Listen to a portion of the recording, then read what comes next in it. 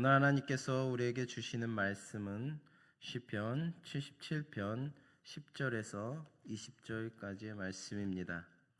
시편 77편 10절에서 20절을 교독하겠습니다. 제가 먼저 10절을 봉독합니다. 또 내가 말하기를 이는 나의 잘못이라 지존자의 오른손의 해 곧 여호와의 일들을 기억하며 주께서 옛적에 행하신 기이한 일을 기억하리이다. 또 주의 모든 일을 작은 소리로 읊조리며 주의 행사를 낮은 소리로 되뇌리이다. 하나님이여 주의 도는 극히 거룩하시오니 하나님과 같이 위대하신 신이 누구오니까. 주는 기이한 일을 행하신 하나님이시라. 민족들 중에 주의 능력을 알리시고 주의 팔로 주의 백성 곧 야곱과 요셉의 자손을 속량하셨나이다. 셀라. 하나님이여 물들이 주를 보았나이다. 물들이 주를 보고 두려워하며 깊음도 진동하였고 구름이 물을 쏟고 궁창이 소리를 내며 주의 화살도 날아갔나이다. 회오리 바람 중에 주의 우레소리가 들리며 번개가 세계를 비추며 땅이 흔들리고 움직였나이다.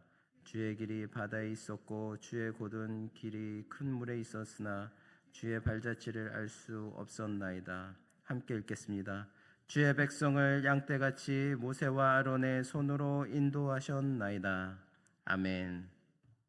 할렐루야.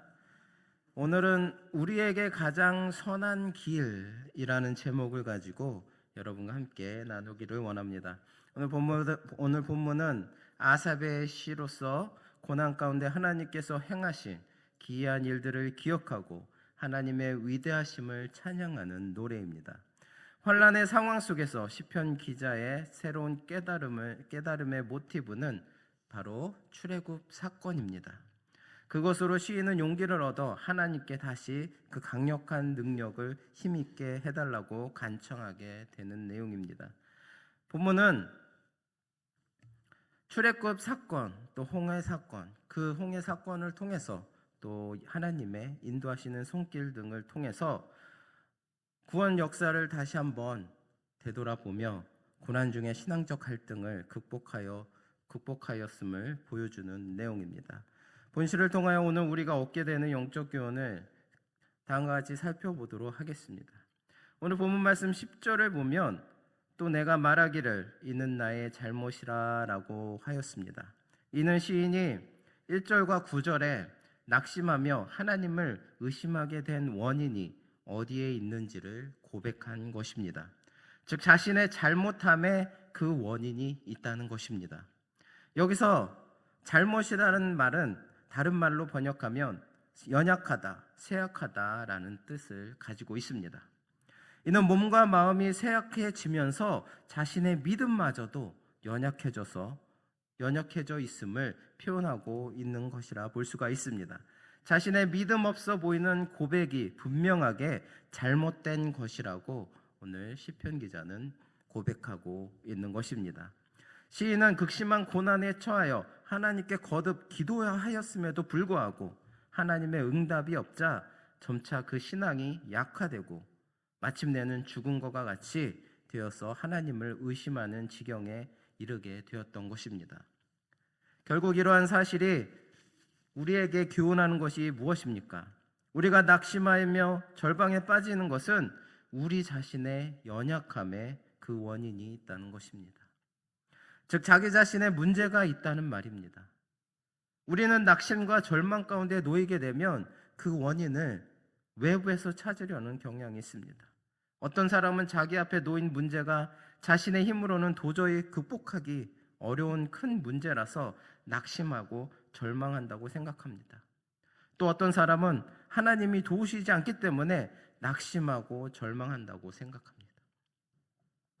본시의 시인에게 임한 고난 자체로는 낙심하고 절망하지는 않았지만 하나님께 기도함에도 불구하고 응답이 없음으로 인하여 낙심하고 절망하였습니다. 모든 낙심과 절망의 원인은 바로 자신의 연약함이었음을 오늘 시편 기자는 깨닫고 있는 것입니다. 고난 앞에서 하나님을 절대적으로 신뢰하지 못하는 그러한 연약함으로 인해 낙심하고 절망하게 되는 것입니다.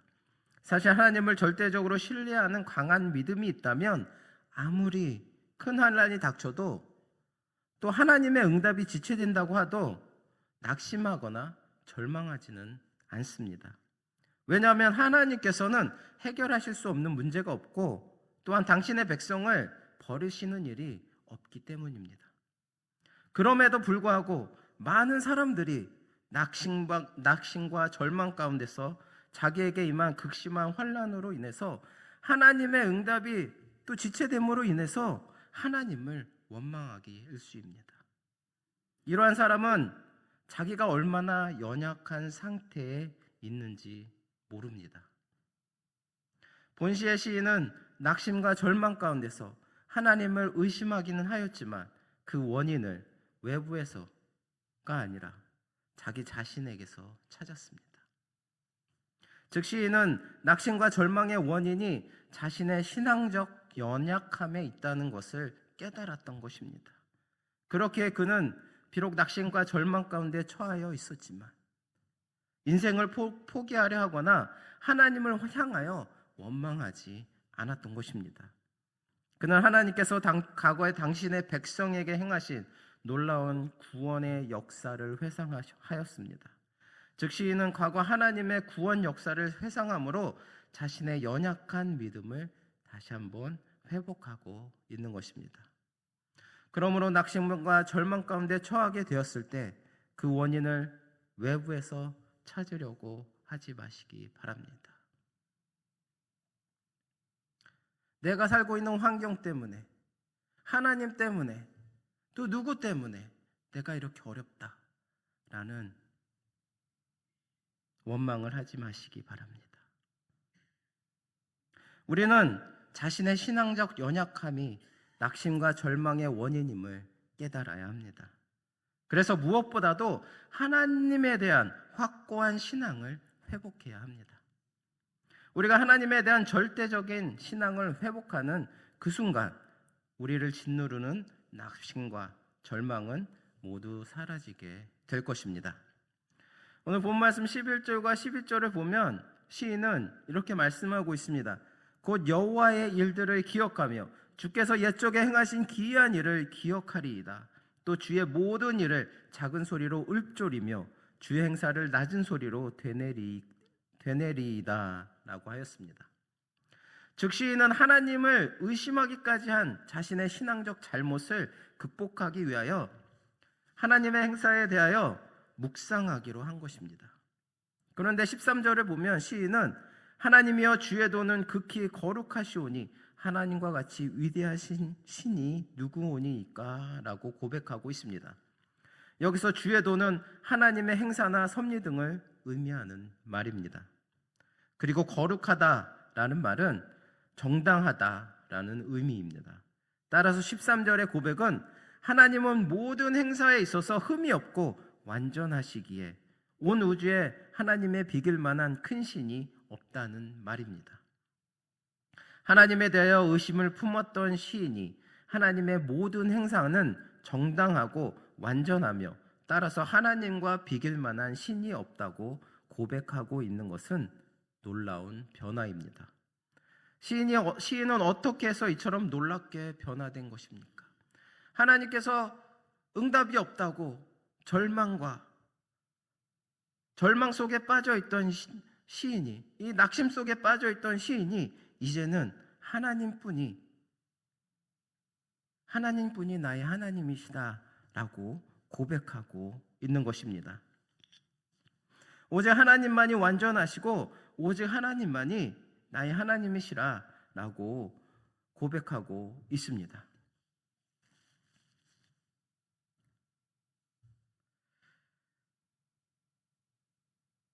시인은 11절과 12절에서 여호와 하나님께서 이스라엘을 위하여 행하셨던 놀라운 일들을 기억하고 묵상하고 되뇌이겠다고 반복해서 말씀함으로 불안하고 근심했던 그런 모든 마음에서 벗어나 다시 하나님을 향한 믿음을 회복하고 있음을 보여주고 있습니다. 그렇습니다. 사랑하는 성도 여러분, 우리는 하나님의 행사에 대하여 묵상하면 묵상할수록 하나님에 대하여 확고한 믿음을 가질 수 있는 것입니다. 아무리 그 믿음이 죽은 것과 같이 된 사람이라도 그 믿음의 불씨가 꺼지지 않고 살아있다면 하나님의 행사를 깊이 묵상함으로써 마치 작은 불씨에 기름을 부은 것처럼 그의 믿음의 불길은 활활 타오르게 되는 것입니다. 성도 여러분, 하나님의 행사는 언제나 완전합니다. 그리고 모든 행사는 궁극적으로 선을 지향하고 있습니다. 비록 당시에는 이해할 수 없고 불합리해 보인다고 해도 지나놓고 보면 그것이 얼마나 완전한 일인지, 얼마나 선한 일인지, 선한 길 가운데 있는지 드러나게 됩니다. 하나님이 어떤 일을 행하는 당시에는 우리가 그 일을 이해하기 너무나 어려울 수가 있습니다. 그러나 그러한 하나님의 행사는 언제나 완전하였고 선을 지향하고 있음을 하나님의 행사를 기록하고 있는 성경은 분명하게 증거하여 주고 있습니다. 그러므로 우리가 지난날 하나님의 행사를 깊이 있고 진지하게 묵상하게 된다면 당장 알 수 없는 하나님의 행사로 인하여 하나님에 대한 불신의 마음을 갖고 있었다고 해도 모든 불신을 떨쳐버리고 다시금 확고한 믿음을 가질 수 있는 것입니다. 오늘 시인도 자신의 거듭된 기도에도 불구하고 하나님께서 침묵하심으로 하나님에 대하여 의심하는 마음을 가졌지만 하나님의 행사를 진지하게 묵상할 때 그러한 하나님의 침묵조차도 하나님의 부여하신 지혜에서 비롯된 것이요 궁극적으로 자신의 유익을 위한 것이라는 것을 깨닫게 되었고 또 13절과 같은 신앙 고백에 이르게 되었음이 분명합니다. 그러므로 여러분은 성경에 기록된 그리고 지난날 교회와 여러분에 대한 하나님의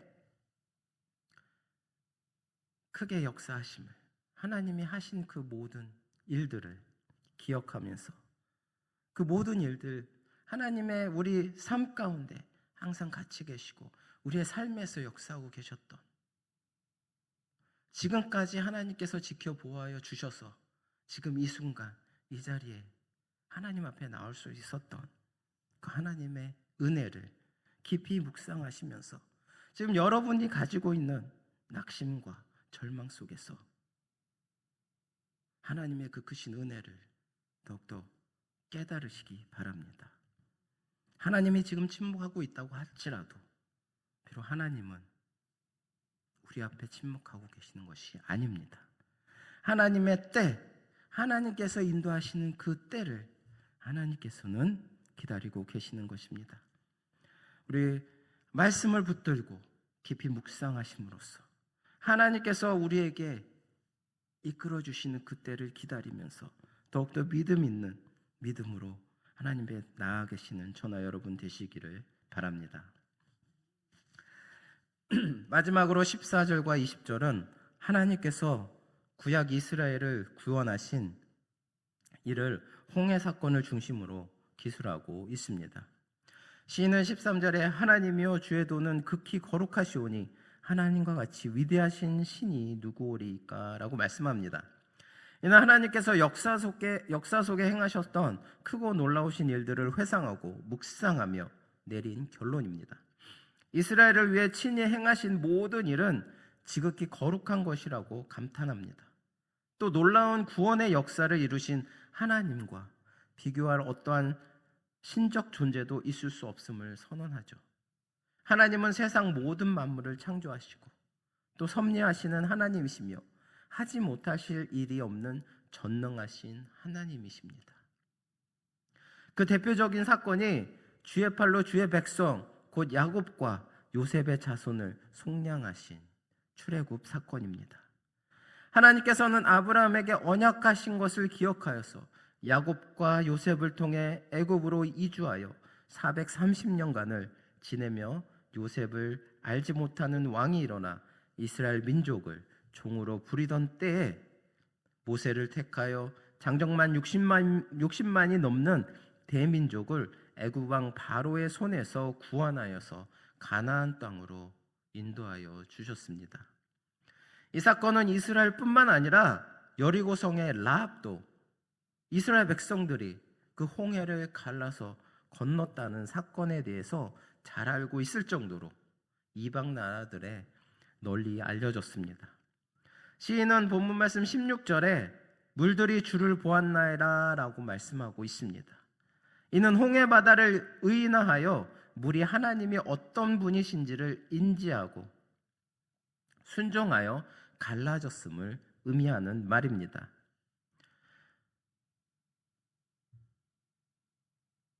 시인은 물들이 주를 보고 두려워하여 깊음도 진동하였고 라고 말씀하므로 깊은 바다에서부터 요동하여 물이 완전히 갈라졌음을 의미하고 있습니다. 또한 17절에 보면 구름이 물을 쏟고 라는 말씀은 강한 비를 의미하는 것이지만 홍해 사건과 연관지어 볼 때 갈라졌던 홍해물이 순식간에 다시 합쳐지면서 뒤따르던 애국 군대를 수장시킨 일을 의미한 것으로 볼 수가 있습니다. 천둥과 번개를 의미하는 궁창이 소리를 내며 주의 화살도 날아갔나이다 라고 말씀하고 있습니다. 바로 애국 군대를 향한 하나님의 신속한 심판을 의미합니다. 또 우리가 18절을 보면 구름 기둥으로 애국 군대를 막으셨던 사건을 보여주고 있습니다. 하나님께서는 홍해 깊은 시면에 이스라엘 민족이 건널 길을 예비하셨고 그들이 건너자 그 흔적도 남기지 않으셨습니다. 하나님께서는 양떼와 같은 이스라엘 백성을 친히 목자가 되셔서 모세와 아론을 통해 모든 환난 가운데서도 승리케 하시고 보호하사 가나안 땅으로 평안히 인도하셨습니다. 저나 여러분들이 너무나 잘 알고 있는 내용입니다. 하지만 이스라엘 백성들, 하나님께서 이렇게 하나님의 역사를 이스라엘 백성들 눈앞에서 보여주신 사건들이 얼마나 많이 있습니까? 가나안 땅으로 들어가기 전까지 하나님께서는 홍해를 갈라지게 하셨고 또 바위에서 물이 나오게 물이 솟게끔 하셨고 메추라기와 만나로서 그들을 먹이셨습니다. 그런 하나님 역사를 지켜보는 이스라엘 백성 가운데서도 그들은 필요할 때마다 어려울 때마다 늘 하나님을 원망했다는 것입니다. 그들의 원망의 문제는 그들 자신에 있었습니다. 무엇이 문제였습니까?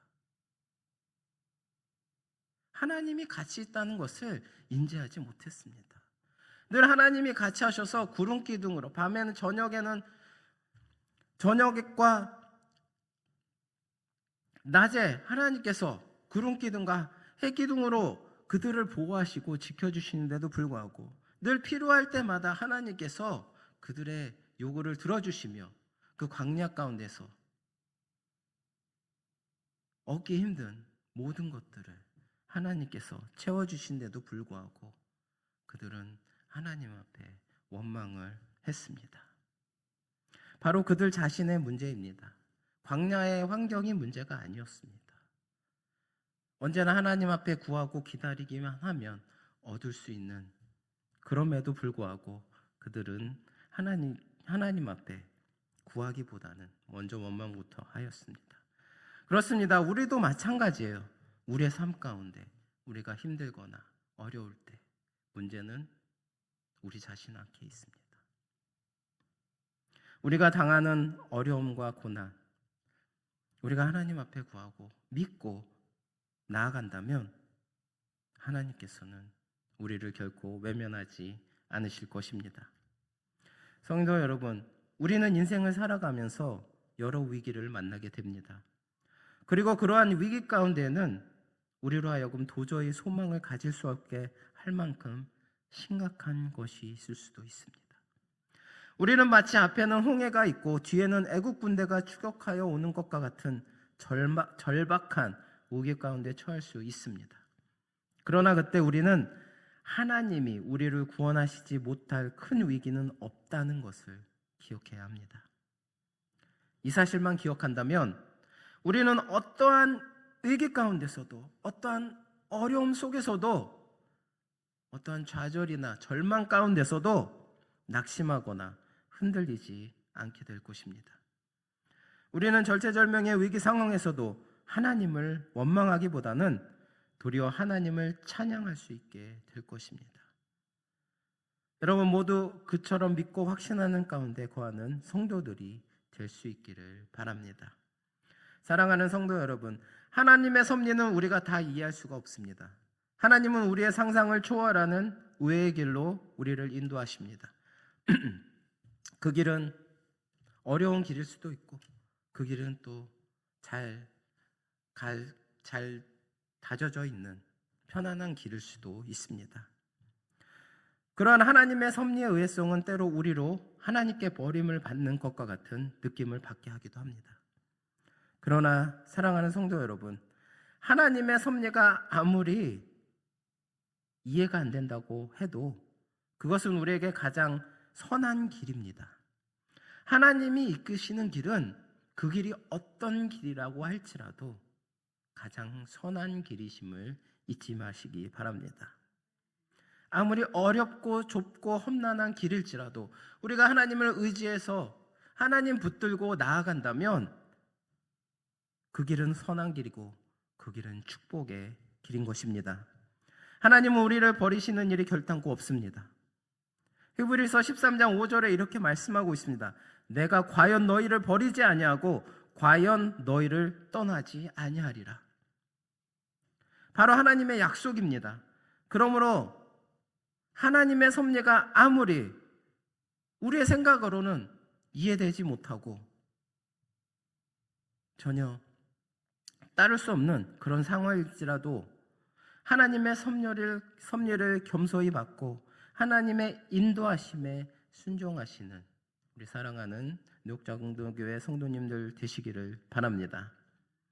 성령 사망의 음침한 골짜기로 인도할지라도 그 길이 생명과 축복의 길이요 그것은 우리에게 가장 선한 길임을 믿어 의심치 마시기를 바랍니다. 이제까지도 하나님께서 여기까지 우리를 인도하신 하나님이십니다. 물론 그 가운데 쉬운 길은 없었을 것입니다. 하지만 이렇게 지금 이 순간 하나님께서 저희와 함께 하시며 여기까지 또 인도해 주셨습니다. 그런 하나님께서 여러분의 앞날에 더욱더 축복으로 인도해 주실 것입니다. 그런 하나님을 끝까지 붙들고 오늘 하루도 승리하시는 저나 여러분 되시기를 바랍니다. 기도하시겠습니다. 사랑의 하나님 감사합니다. 주님께서 오늘도 은혜 가운데 인도하여 주심을 감사드립니다. 저희들 주님을 믿고 어려운 상황 속에 있을 때마다 주님 앞에 구하지만 주님의 그 응답이 없음을 인하여서 낙심하거나 절망할 때가 너무나 많이 있습니다. 주님, 저희들에게 연약한 믿음을 바로잡아 주시고 또한 저희들을 인도하여 주시고 붙들어 주셔서 오늘 시편 기자가 또 하나님의 역사하심을 깨닫고 다시 회복한 것처럼 저희들 이 낙심과 절망 속에서 주님의 그 인도하심에 그 은혜와 사랑 가운데 지금까지도 이렇게 지내왔던 그 은혜를 생각하며 다시금 저희들 믿음을 회복하여서 온전히 주님만 붙들고 나아갈 수 있도록 인도하여 주시옵소서. 오늘 하루도 저희들 어떠한 환난과 고난 속에서도 주님께서 인도하시는 그 선한 길을 붙들고 나아가 승리할 수 있도록 인도하여 주시옵소서.